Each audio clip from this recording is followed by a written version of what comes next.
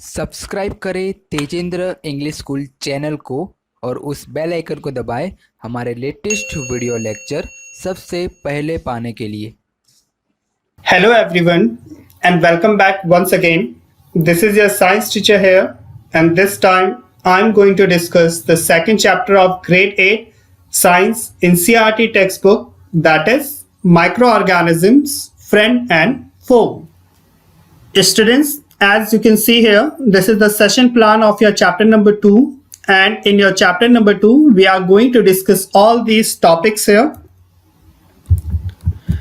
First of all, we will discuss about its introduction. What are microorganisms? Then we will discuss about its classifications, in how many categories they are basically classified.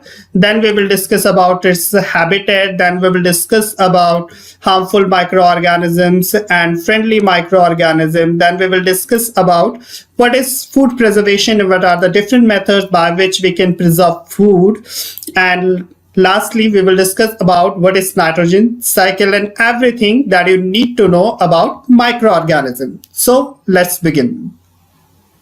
Students, when we talk about organism, all of us are included in the category of organisms. The word micro means small, rather I would say very, very small, which cannot be seen by unaided eye. So we need some kind of aid that help us to see those objects. Now the question is, what kind of aid or devices we are talking about here? Students, those devices could be a magnifying glass. As you can see here, this kind of devices is used to see little bigger objects, but in cases where the microorganisms are too small, then in that cases we use a microscope. As you can see here, this image, this is a microscope that we can use to see two little microorganisms. Now here is one important point for you, that microorganisms were first observed by Antony van Leeuwenhoek. He was the scientist who first observed microorganisms under microscope. Students, now moving on toward the next slide.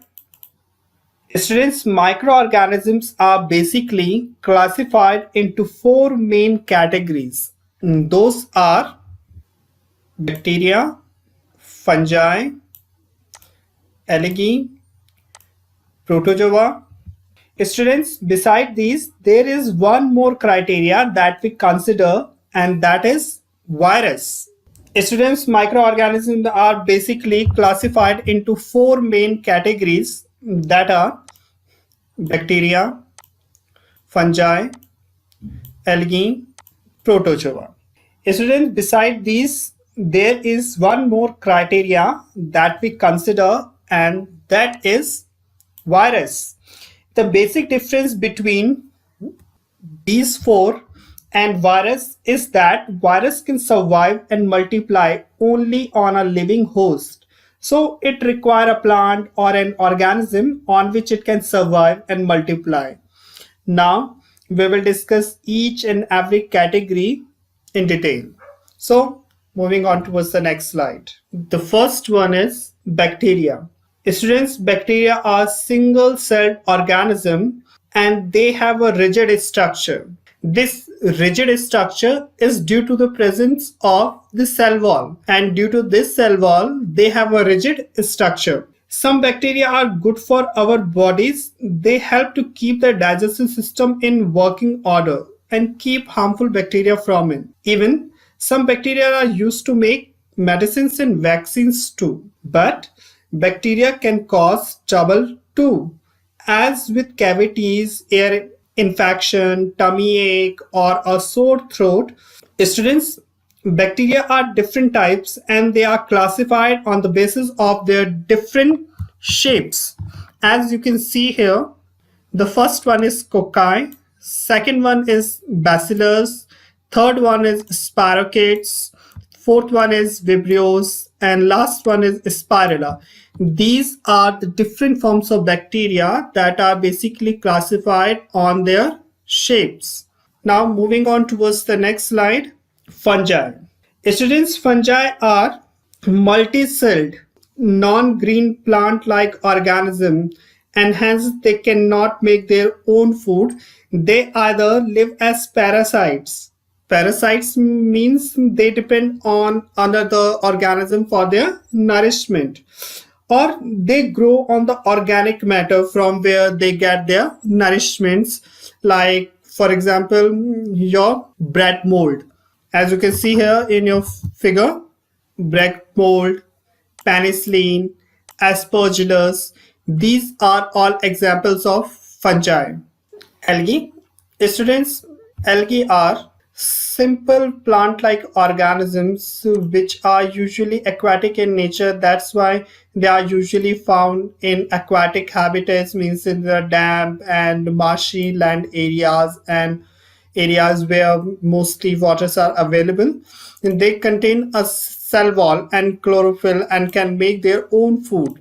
Students, they have a special ability to make their own food, so that's why they are also known as autotrophic, or they also comes in the category of autotrophic.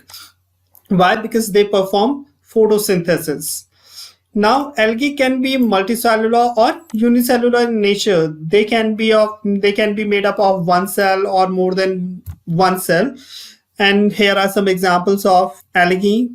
Number one, Chlamydomonas, and the second one is Spirogyra. Now, here is another category of microorganism, that is protozoa. Students, protozoa are one-celled organisms like bacteria, but they are bigger than bacteria. And protozoa have some special characteristics that make them more like plant and animal cells.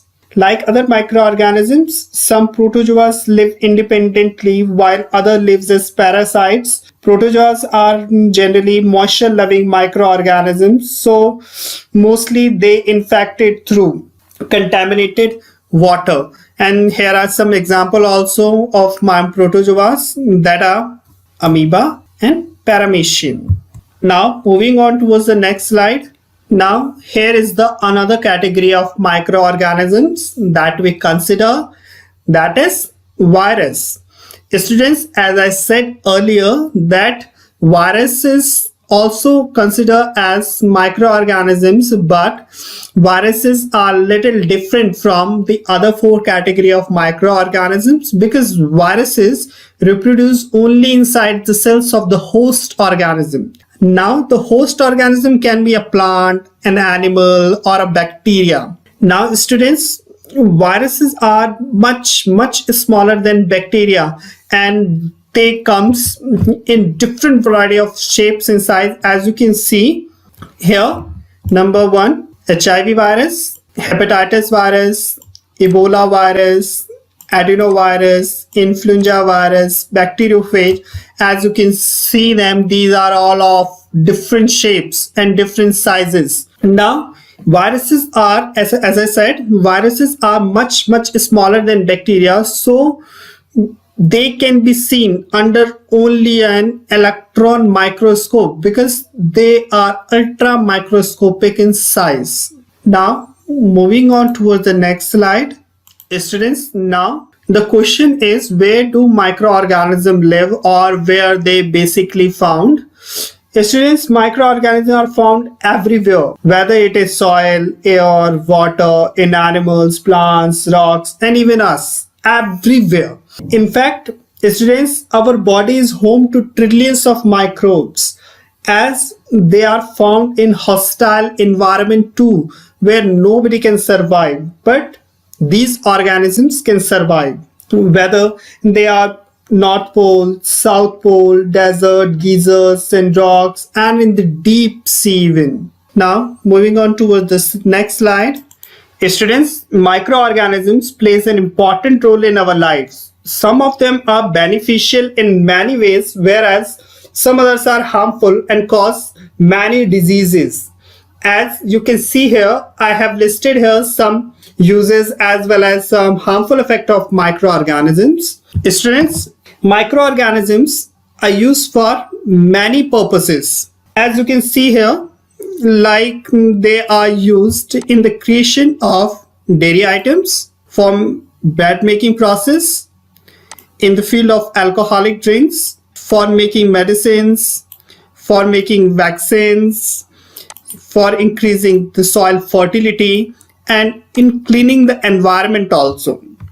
Students, microorganisms are harmful in many ways too.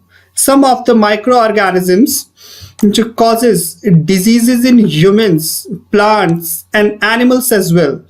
Whereas some microorganisms spoil food and causes food poisonings. Now, students, I'm going to discuss each and every use and harmful effects of microorganism in detail. So, moving on towards the next slide.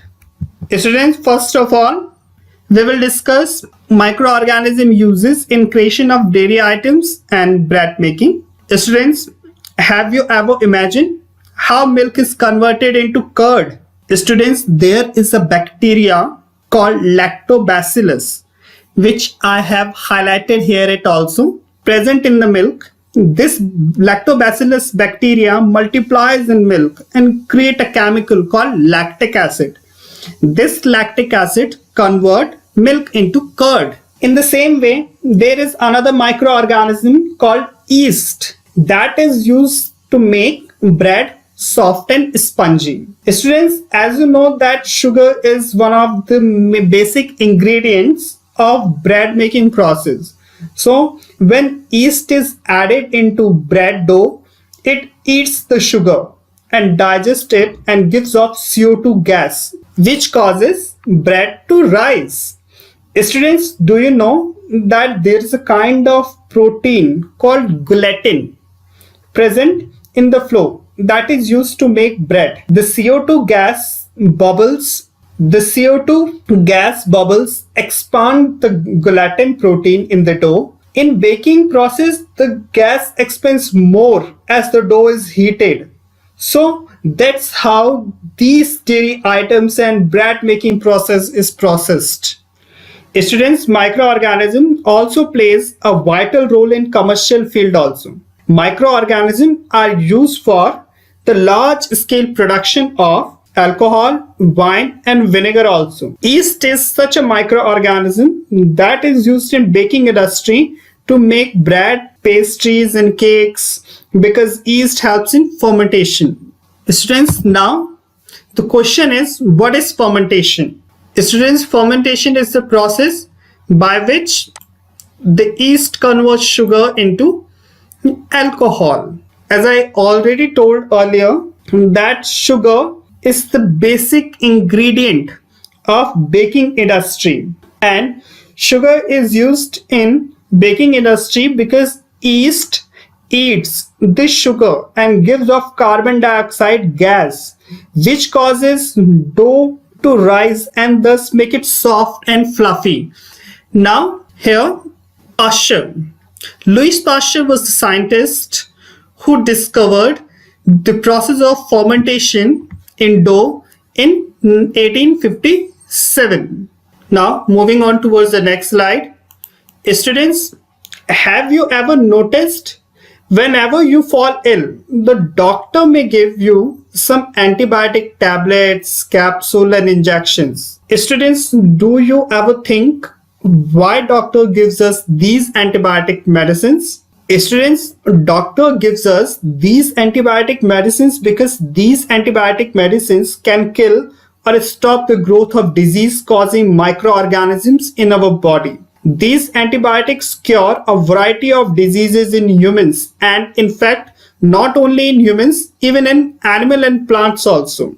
Students, penicillin was the first antibiotic that was discovered in 1929, and this man over here, Alexander Fleming, was the scientist who discovered penicillin first time in 1929. Now, these antibiotics can cure a variety of diseases in humans, in plants, in animals also.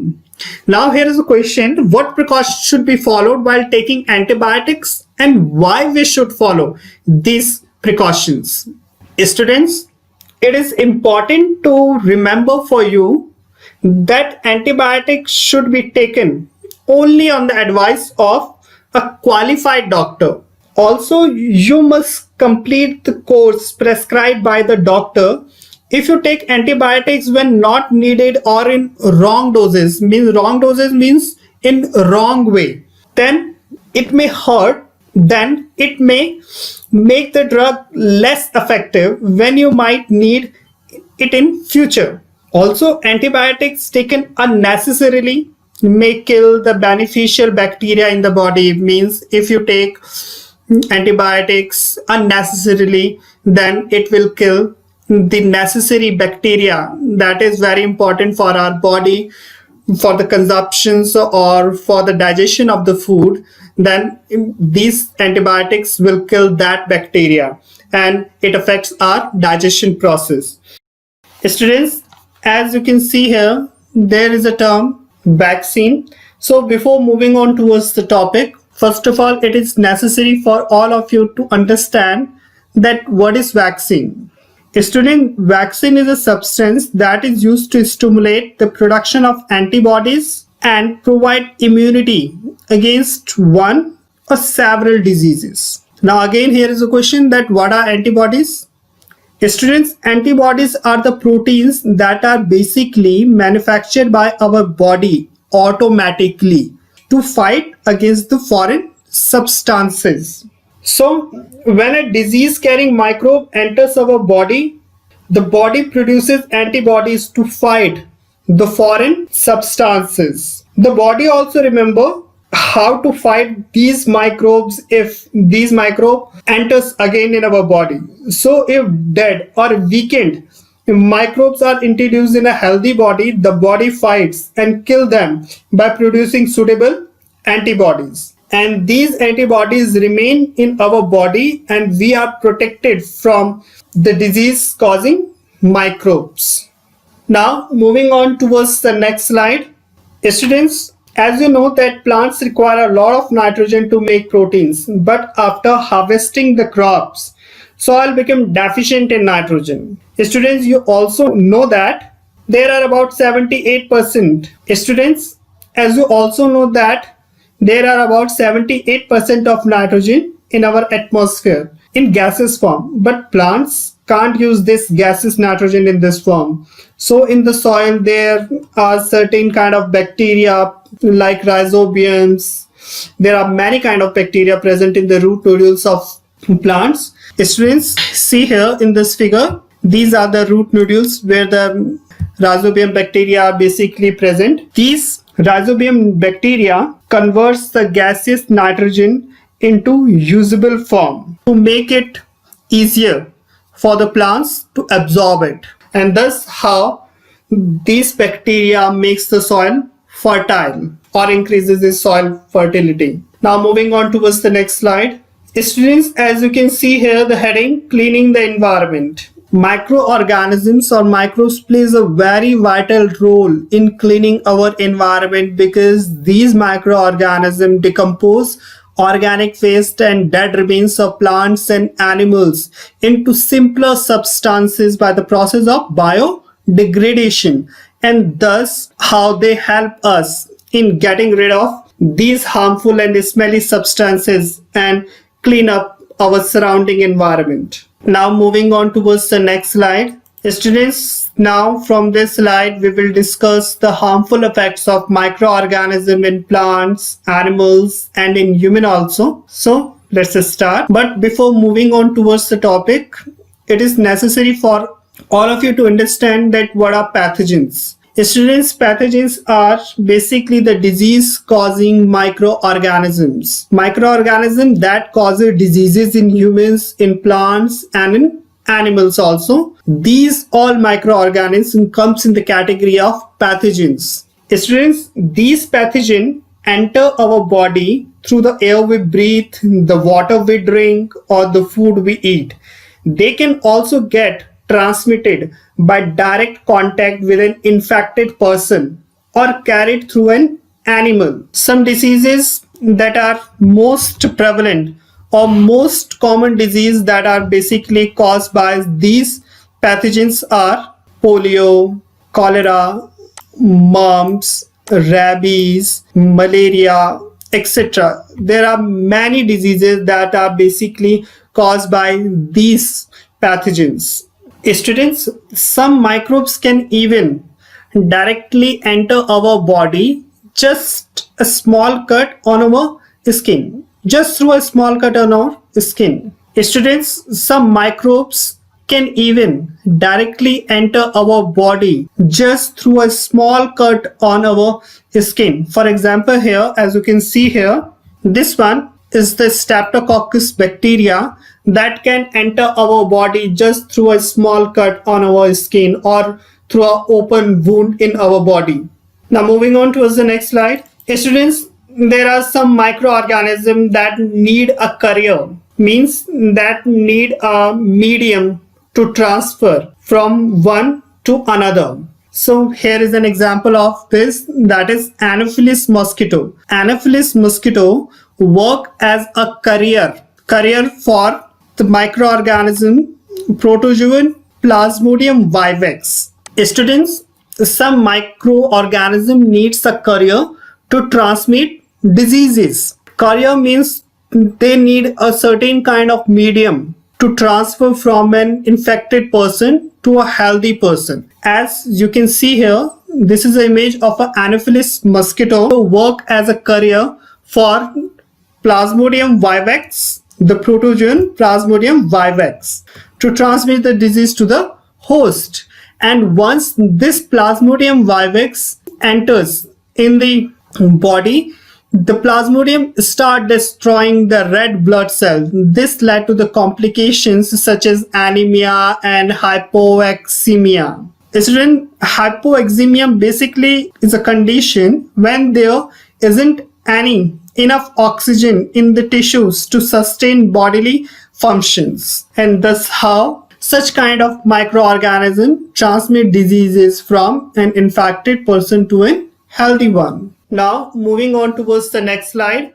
Students, as I said, some microorganisms not only cause diseases in humans and plants, in fact they affect other animals too. For example, anthrax. Anthrax is such a dangerous kind of disease that affects both human as well as cattle, and this disease is basically caused by bacteria. Likewise, in the same way, foot and mouth is another dangerous disease of cattle that affect or causes death of many cattle, and it is basically caused by virus. Now moving on towards the next slide. Students, microorganisms not only affect humans and animals, in fact they also affect plants.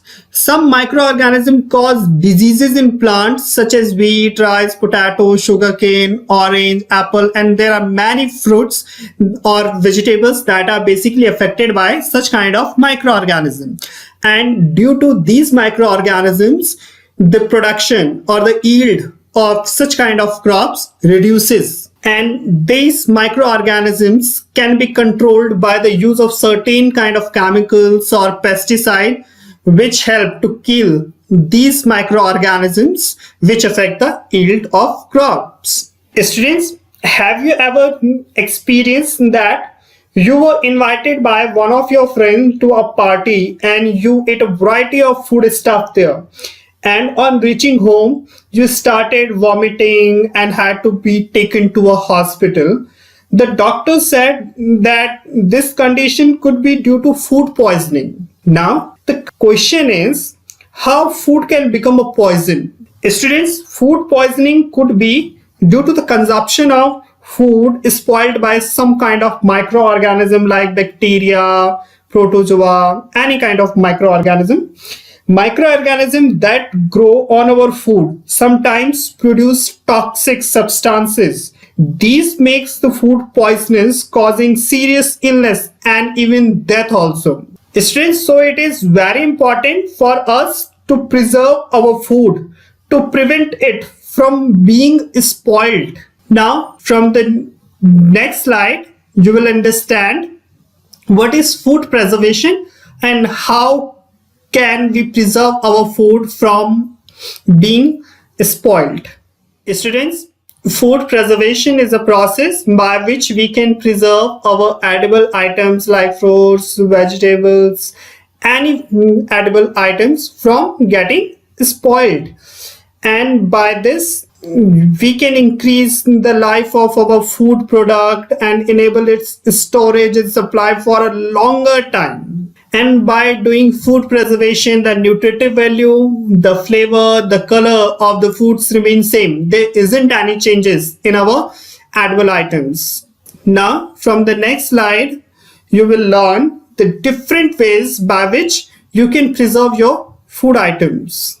Here is the first method of food preservation, that is chemical method. Students, chemical method is the method of food preservation in which chemical preservatives are basically used, and these kind of chemical preservatives are basically used by major food industries. And why they use? Because they are harmless to humans. Sodium metabisulfate and sodium benzoate are such kind of chemical preservative that are basically used in edible items to preserve it from getting spoiled. Now, second method of food preservation is uses of common salt. Common salt is also known as sodium chloride, and it is a very good preservatives that we can use at home. Have you ever noticed your mother, your grandmother, whenever they prepare pickle, they use salt in them? Why? Because salt is a very good preservative and it helps to preserve food for a longer time. Now, moving on towards the next slide. Students, here is the next method of food preservation, that is pasteurization. Pasteurization is a process of superheating and cooling of beverages to kill pathogenic microbes in it. Students, have you ever observed your mother that your mother boiled milk before it is stored or used? Have you ever think why your mother do so? Because boiling kills many microorganisms in it. That's why your mother do so. Now, the next method of food preservation is storage and packing. Students, these days many food items, dry fruits and even vegetables are sold in sealed airtight container or packet. Why? Because it prevents the attack of microbes in it. That's why nowadays mostly food items comes in sealed airtight container to prevent them from being spoiled. Now moving on towards the next slide. Student, here is the last topic of your chapter, that is nitrogen cycle, and it is very important topic. So let's start. Students, as I said earlier also that in our atmosphere has about 78% nitrogen gas, and nitrogen is one of the very essential constituent of all living organisms, because nitrogen is one of the basic component of proteins, chlorophyll, nucleic acid and vitamins. But the atmospheric nitrogen cannot be taken directly by plant and animals. So there are certain kind of bacteria present in the soil that helps to fix the atmospheric gaseous nitrogen into usable form. Once nitrogen is converted into these usable compounds, it can be utilized by plants from the soil through their root system. Nitrogen is then used for the synthesis of plants, proteins and other compounds as well. Animals feeding on plants get these proteins and other nitrogen compounds. But when the plants and animals die, some microorganisms like bacteria and fungi present in the soil convert these nitrogenous waste into nitrogenous compound to be used by plants again. And there was some kind of bacteria that convert some of them means some of these nitrogenous compound to nitrogen gas, which goes back into the atmosphere. As a result, the percentage of nitrogen in the atmosphere remains more or less constant. Students, this whole process of nitrogen cycle you can understand by the next slide, and this slide will help you to understand this whole process more clearly. So moving on towards the next slide. Students, this atmospheric nitrogen can be converted into usable compounds in two ways. The first one, by the help of nitrogen fixing bacteria. These nitrogen fixing bacteria convert the atmospheric nitrogen into usable compounds. Student, these nitrogen fixing bacteria convert the atmospheric nitrogen gas into nitrogenous compound like nitrate or nitrites. Then these nitrites and nitrates are used by the plants from the soil. Then, as I said, when the plants die, some bacteria and the fungi present in the soil convert the nitrogenous waste into nitrogenous compound to be used by plants again. Then certain other bacteria convert some part of them to nitrogen gas. As you can see here, bacteria turn compounds of nitrogen into gaseous nitrogen again, and that's how this gaseous nitrogen again mix up with the atmospheric nitrogen, and the amount of atmospheric nitrogens remains more or less constant. The next method by which the atmospheric nitrogen can be converted into usable form is by lightning. Lightning fixes atmospheric nitrogen into compound of nitrogen in the soil. These nitrogenous compound uptake by the plants. Then these plants are consumed by animals, and as I said, when animals die, certain bacteria and the fungi convert these nitrogenous waste into again nitrogenous compound, and again some bacteria convert these nitrogen compound into nitrogenous gas, and this nitrogenous gas again mixes up with the atmospheric nitrogen, and that's how the whole atmospheric nitrogen remains constant. So students, this is all about your chapter. Now I will discuss your question and answer of this chapter in the next session. Till then, stay safe, stay home.